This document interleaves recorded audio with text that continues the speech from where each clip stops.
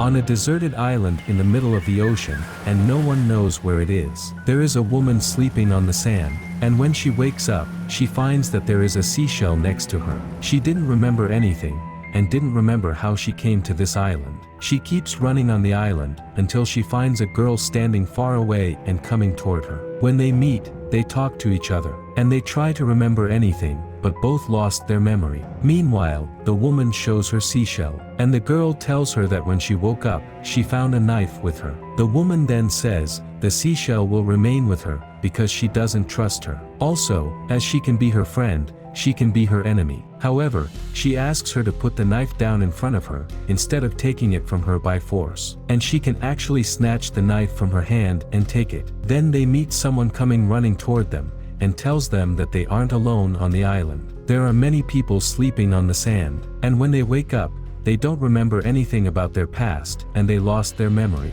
Then all the people on the island gather. A group tries to understand the reason for their presence on this island, and they guess that they are one team, because they all wear the same, and they wonder why they are all lost their memory. One of them then guesses that they were in the plane and it fell, but it is a weak possibility, because none of them is injured, and there are no bags or anything related to the plane accident. Meanwhile, one of them says that there is a stitched name on the back of the girl's shirt next to her, and it has the name Blair written on it. Then each one sees his name on the back of the shirt he is wearing. The girl who woke up and has a seashell was named Chase, and the girl who had the knife was named Casey. Also, there is a girl named Taylor, and a man called Cooper. In addition to Brody and other people, they know their names, and they keep moving on the island. Chase decides to go deep into the island, until she finds anything, and Brody goes with her. The other people are relaxing on the beach, and don't think of anything. They don't care about what they are in, and they decide to go down to the sea for a while. Meanwhile, Brody and Chase walk into the island. They find a waterfall in front of them, and drink from it. Brody tells her that they should keep it a secret between them, because they are the ones who found it, and they don't have to share it with others. He tries to get close to Chase, but she refuses, and he assaults her forcibly, so she runs away from him. Meanwhile, other people remain on the beach, and there are many of them who went to the sea. They are enjoying their time, until they find that there are sharks around them. They all try to get out of the sea quickly, and they peacefully get out except for one of them. His name is Don. The sharks attack and kill him. After all, they come out and sit on the beach, and they are shocked at what happened. Brody comes to them and they say that Don died in the sea because of sharks. He then asks Casey about Chase, because they separated to search for food or drink on the island. And after a while, Chase comes with coconut from the island. She hits Brody on the head with it. Then she fights him, saying that if he tries to touch her again, or touch anyone else, she will kill him. Brody tries to hide what happened, and says that she tried to get close to him first. And they say it is unbelievable that after she was assaulted, she goes to get food, and didn't return to them quickly to tell them what happened. In the evening, they all sleep for a while on the island. Chase dreams that she has a gun, and kills someone, but he was begging her to leave him, and not kill him. She gets scared from sleep, and walks on the island. Chase finds that Don is alive and he bleeds, so she calls all her colleagues. They move him immediately to the place where they are sitting, and they get him closer to the fire, to make his body warmer. Meanwhile, Brody goes to Chase and apologizes to her for what he did. He tells her that the group will hold a meeting, and he asks her to agree with the ideas he will say there. But she refuses to hear him. They all gather, and Brody suggests that they move to the waterfall, to stay out of the sun for a while, and because there is no hope for them to enter the sea again. But Cooper refuses, and that because if they move to the waterfall, they will disappear from the sight of any plane, and no one will see them. Then a man called Mason says that he measured the distance between them on the island, and the distance between them was fixed. It is 39 kilometers exactly. This means that there was someone who put them all on the island, at an equal distance. And when he completed his walk on the island, he found a sign that says that they should look for their place of return, and shows them this sign. But no one cares, because anyone might write this sign, and that person may have put the sign and then died, or something happened. but Chase is considered the only one who feels that the sign has meaning, and gets intolerant because no one believes it. She throws the seashell in her hand so it breaks, and finds that it is written inside that it belongs to land number 1. Moreover, she found a small device. Then, Chase stays beside the sign, and sleeps next to the seashell for the second day. When she opens her eyes, she finds that there is a rubber boat in front of her in the sea, and she decides to go down and get it. But before she was lying in the sea, her leg was injured and bleeding, and as soon as Chase goes into the sea, she finds that sharks are coming at her because of the smell of blood. She swims quickly to the boat, then enters the boat, but finds that there are bags containing first aid, bullets, and a locked bag. She pulls the boat toward the shore, and decided to hide it in the trees. Then she goes to the rest of the group. Chase finds that Casey and Brody are going together to get food from the waterfall, and she warns her about Brody. She goes back to the boat, and takes her bags to hide them in another place under a big rock. Chase notices that Casey's behavior is strange, and she finds her face turned. But Casey remains silent, and doesn't want to talk to anyone, and it becomes clear that something happened while she was with Brody. They see that a storm is near them, and Brody tells them they must hide on the island in any way. But Cooper wonders why Brody always wants them to move and hear his words. They fight together, and Brody steals the knife from Chase. Then he threatens all of them. Cooper tells him that he doesn't need to fight with him more than that, and everyone saw Brody with the knife while he threatens them with it. Brody tries to improve his image, and says that he lost his nerve. He then throws the knife out of his hand, and walks away from them. But Casey takes the knife from the ground, and returns it again to Chase, even though the knife belongs to her.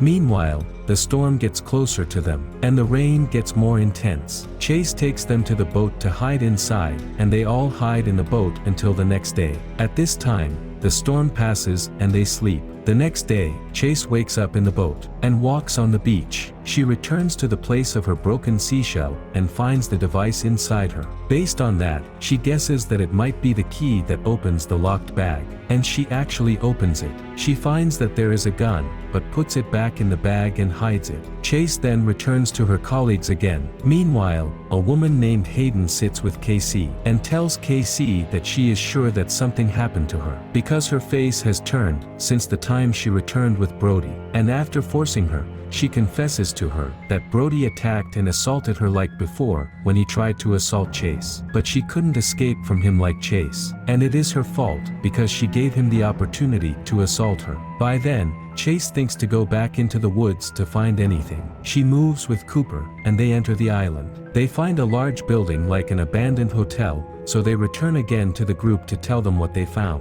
After they return to the group, Chase tells them that she entered with Cooper in the woods, and he didn't try to assault her like Brody. Brody gets very angry, and the two of them fought. Everyone is against her, and they ask her to go to the deserted place that she found, because they don't want her among them. Chase then goes to sleep in the boat. She wakes up the next day, and finds everyone next to her. They are holding her tight, and see Brody dead on the beach. All of them are sure that she is the reason, and asking her why she killed Brody with the knife she had. Chase tries to escape from them, but Casey hits her on the head with a stick, and she loses consciousness. Chase wakes up, and finds herself in a completely different place. The place is developed in a prison reformatory, and she tries to talk to the nurse who is beside her. She is waiting for anyone to explain if she is imprisoned, and on what charge. The guards take her to the office. She then sees a man called Warden Wells, and it seems he is the prison officer. He asks Chase about her health, because she was in an experiment, and she is the only person who survived. She tells him that she wants to know the reason for her presence here,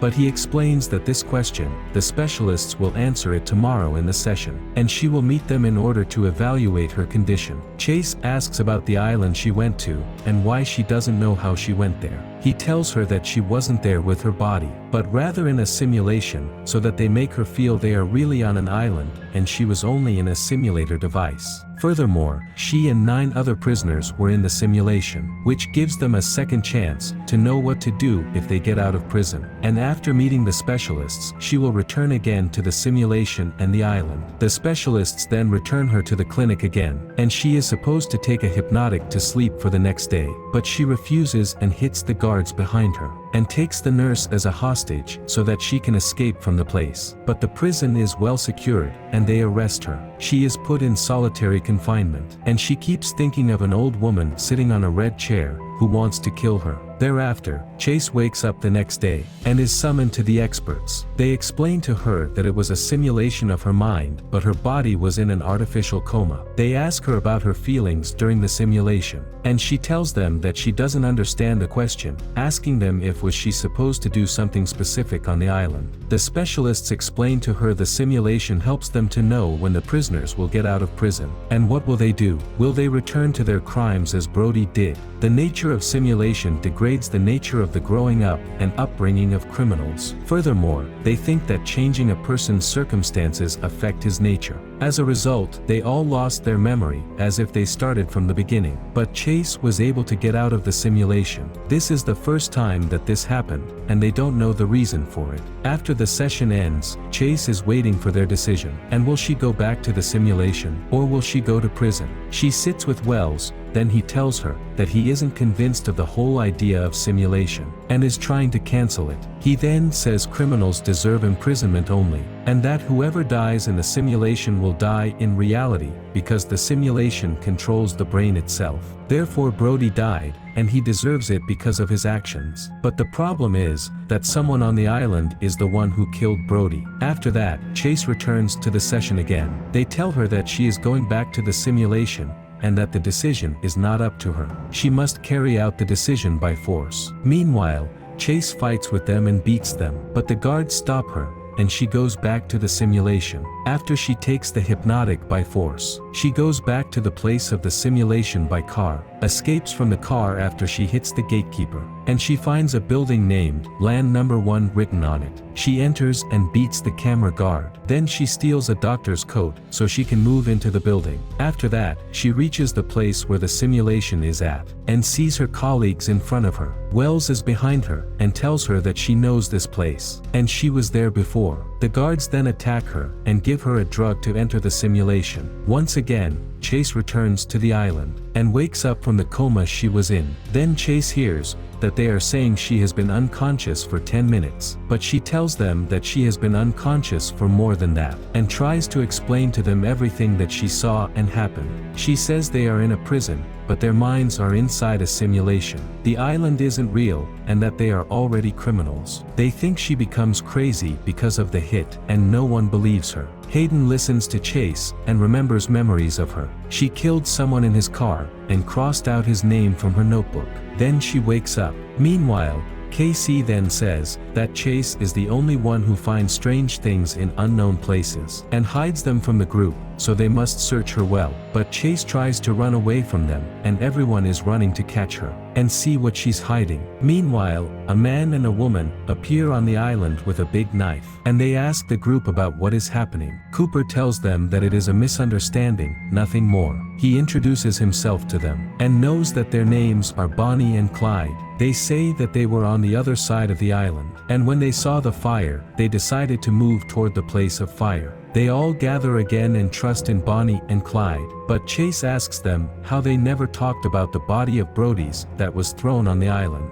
And it's weird that the two of them hadn't seen bodies on the island before, and the two is supposed to have lost their memory. Clyde tells Bonnie that they really forgot to talk about the body, and their plan failed. Meanwhile, they fight with them all. They say that all they want are the boxes that were in the boat, which Chase hid in a place that no one knows. Clyde catches Hayden, and tells them that Chase is innocent of actually killing Brody, and Hayden is the one who killed him. He stabs her with a knife, because after all that, she returned again to her criminal nature, and killed someone for the second time. In fact, Clyde is coming to apply justice on the island. But Hayden, as soon as she knew what happened to KC, decided to apply justice by killing, as she did before in her life. And this was the reason for her imprisonment. Clyde says that their goal is to fail this whole experiment, and tells them that although the island is monitored by specialists, it contains many secrets and many gaps, because the system is new. Before they enter the island, they remove all their memories. But after a while, they will remember what they did and were imprisoned for it. And it is better that they start exploring the island, because there is actually a village on the other side of the island. Meanwhile, Clyde goes to unwrap Chase, Then he tells her that it's better for her to run away to a new place, because no one will believe her anymore, especially after all the things she's done. Afterward, Chase runs away and goes to get the bag that contains medical aid, and she returns to give it to them, but she kept the gun and run away again. Clyde tells the rest that he will keep watching them, and if someone made a mistake or got back to being a criminal again, he will kill him. Then Clyde and Bonnie leave. The rest decides to divide themselves into two groups. A group goes to see if really there is a village, and the second group stays in their place. Each one of those on the island begins to remember the crimes he committed before. Like Mason, who killed a large number of citizens in a shopping mall with his gun, without having any feelings. And Casey, who clearly was ready to commit suicide, along with her children, who were with her in the car.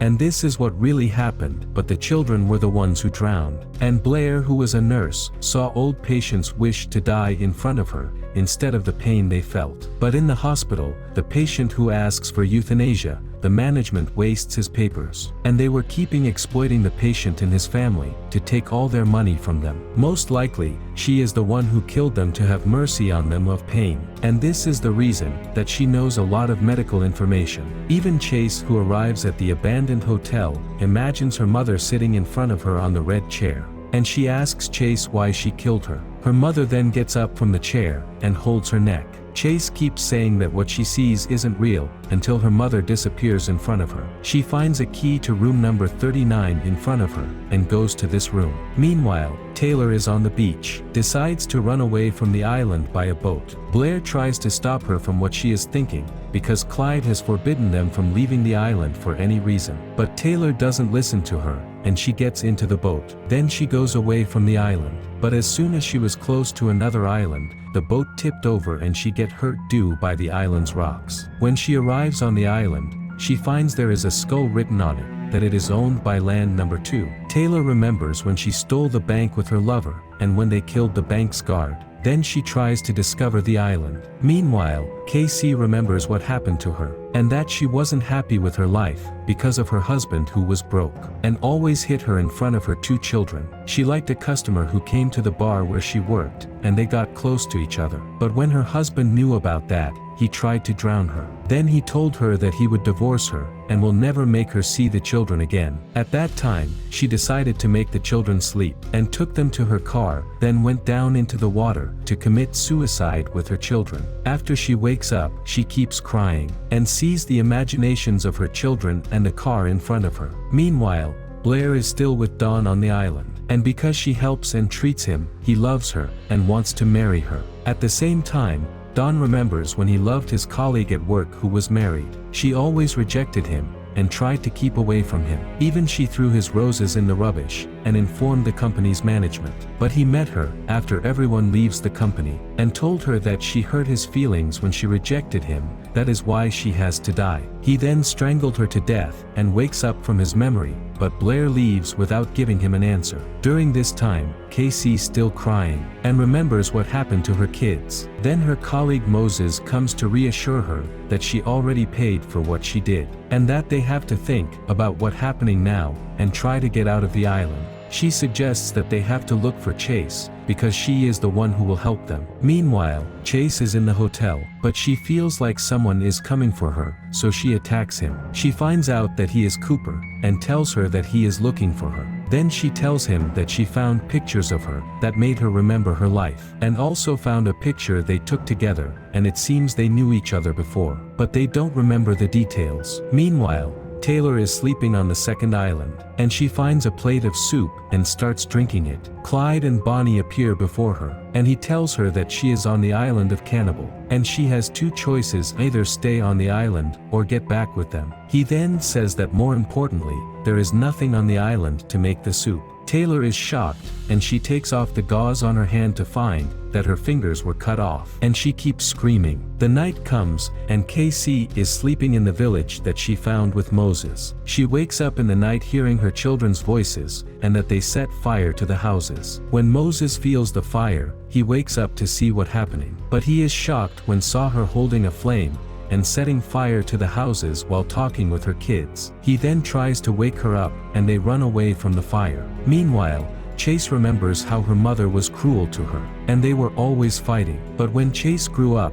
she decided to go to the military, which made her mother more angry, and she left her mother for years. In the military, she met Cooper and got to know him as he was with her in the division. But he suffered from a bombing, distorting his face. After that they got into a relationship, and lived together on their farm. And now they are trying to remember more about the past. Meanwhile, Blair and Mason on the beach, and she treats the wound in his leg. But Don sees them from a distance. He gets annoyed and jealous on Blair, because he is obsessed with her. Don is waiting for Mason to leave, then tells Blair that he loves her, and he will not let Mason spoiling their love. He then says he wants to marry her on the island, and live the rest of their life on it. But she gets upset from his words, and leaves him again. She goes to Mason, who is remembering the crime he committed, and that he wanted to suicide after killing the people with his gun, but he failed and got arrested. Then Blair comes, and tells him that Don is obsessed with her. She afraid from Don, and is terrified to be with him in the same place. Blair asks Mason if he finds them standing alone, he must come and stand right next to her to feel safe. Don is doubted them, and intend to get rid of Mason. He waits for Blair to go away, then he attacks Mason, and tries to kill him, before Blair realizes what's happening. Mason tries to get any rock to hit Don with it, but he fails and died. Don tries to hide Mason's body, before Blair comes back. But she finds out that Mason is dead, and surely Don who killed him. She sees a flare gun with Mason, then she takes it. Blair acts like she loves Don, and wants to marry him right now. Then she kills Don, to get rid of him. In the meantime, Casey and Moses are looking for Chase, and they ask if Chase knows any new information. But she lets Casey look in her bag, and finds the picture of Chase and Cooper together. She keeps teasing Chase, until Cooper puts his gun at them. He threatens and asks them to leave the place. At the same time, he remembers when he went to Chase's mother, seeking her to extend the farm rental contract. But she refused, and talked to him in a humiliating way, and she put the gun to threaten him. But when he tried to take the gun from her, a bullet was fired by mistake, and she died. Cooper tried to make it look like a robbery to not lose Chase, and then got arrested because of that. And when he wakes up from his memory, he finds that he fired a bullet by mistake from the gun and killed Moses. Suddenly, Clyde shows up to achieve justice by killing Cooper, but Chase tries to defend him, and they fight each other. She is able to kill Bonnie, and suddenly disappears as soon as she died. But Clyde stabs Chase with the stick, and he disappears without a reason. After that, Chase gets out of the hotel, and falls on the island beach. But before she dies, she wakes up again in the prison reform clinic. She sees a doctor in front of her, from the specialists who are in the session with her, and she tells Chase they saved her at the last moment from death, as her husband Cooper admitted that he killed her mother. And she becomes an innocent, as she is in prison on charges of killing her mother, and says the technicians find out that two persons go off the normal track, naming themselves Clyde and Bonnie, and they remove them from the simulation immediately. The doctor then tells her she is sure that Wells is behind everything that is happening, and she is looking for evidence to prove that he interfered in the simulation and tried to ruin it. After the doctor finishes her talk, she leaves the clinic to find Wells trying to enter, but she prevents him, and tells him that the prisoner must rest, and that she knows that he is behind the entry of the two guards who appeared in the simulation. She won't let it go until she proves his deception, and her words really pissed him off. But he returns to his office, and calls the nurse in charge of Chase's condition. Then he tells her to keep watching Chase, and try to kill her, because there is no hope that she will return to the simulation again. The nurse is his assistant in all the crimes he has done, and is forced to follow his word. Chase is still in the clinic, then a soldier comes to get her, and because she needs a psychiatric examination and a physical, as a measure of her release. The psychiatrist examines her, and tells her that all the prisoners who attended the simulation signed an agreement. And this agreement states that if something happened to the prisoners, the reformatory would not bear responsibility for that. However, all of them were sentenced to death, and they agreed to enter the simulation. The psychiatrist then asks her how she felt while she was in the simulation. Chase tells her that it was a sadistic and painful experience, and says it doesn't aim at salvation or anything, but that they were tortured inside it, and there were who died or were killed and attacked by sharks. Chase tells her that all the feelings inside her were true, and that the island isn't considered mercy for them, but rather a torment and punishment. After leaves the psychiatrist, she goes to the clinic to be examined. Then Wells asks to see her privately, and when they meet, he tells her that she becomes innocent, and will go out to the world again, but with no money, because all her mother's properties were donated, and she has nothing left. But with his powers, he can help her, or send her back to prison again. She must listen to his words, and don't say any bad things about him in front of the specialists, or tell them that he tried to ruin the experiment, and that he sent Clyde and Bonnie to ruin the simulation.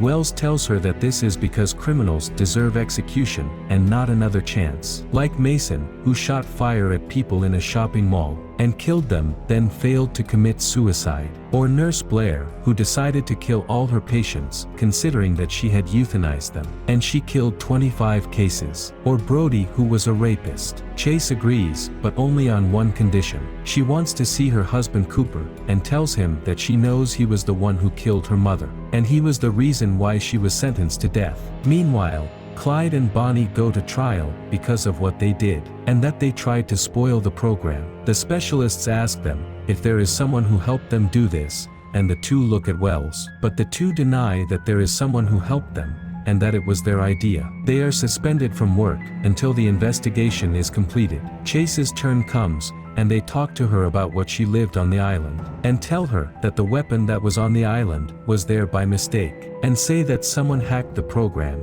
and put it on the island to spoil the simulation. They also tell her that the number 39 was submitted as a sign of their lives, and that it indicated the number of steps from the cell complex to the electric chair on which they were supposed to be executed if they didn't enter the simulation. Chase tells them that this simulation is a sadistic experiment and asks what is its real purpose of it. And it's impossible to spend all these millions, and its aim is to save the poor people who are sentenced to death. And for sure it has a hidden reason, and says who orders the two to enter the simulation and spoil it surely paid them to do that. After that, they take a break, and Chase goes to the clinic. Wells and the nurse enter, and manage to tie Chase up to the chair, and she can't move. He says goodbye to Chase as he intends to kill her, but before he kills her, the doctor enters and caught Wells red-handed. They put him on trial, and Chase tells them what they agreed upon. They are able to prove all the charges against Wells, because the nurse also confesses to what they did together. Chase's turn comes, and they tell her that she becomes innocent and can leave now. But after she knows one thing, and that everything is real except her looks, the doctor asks Chase to turn and inject her with a certain substance. She finds that she looks like an old woman, not a young one. Then the doctor tells her that she has been in prison for 25 years, and they injected her with this substance so that she would stay young. But after an hour, she will be able to see her true look, and that she returned to the island at the same age that she committed the crime. And this is one of the simulation conditions. Chase is the only one who was able to get out of the island, and the rest are still on it. And their end is known, because all of them are criminals. Except for Chase, she was the only one who is innocent. She goes out to a new world that she hasn't known in 25 years. Wells is punished for his actions, and put on the island to live on. And he pays for his actions. Thanks for watching, take care, and see you in the next video. Back in my bag and I gotta brag, I do this shit for real. When we was down and we had nothing, we had to share a meal. We put the shit in overdrive with no steering wheel.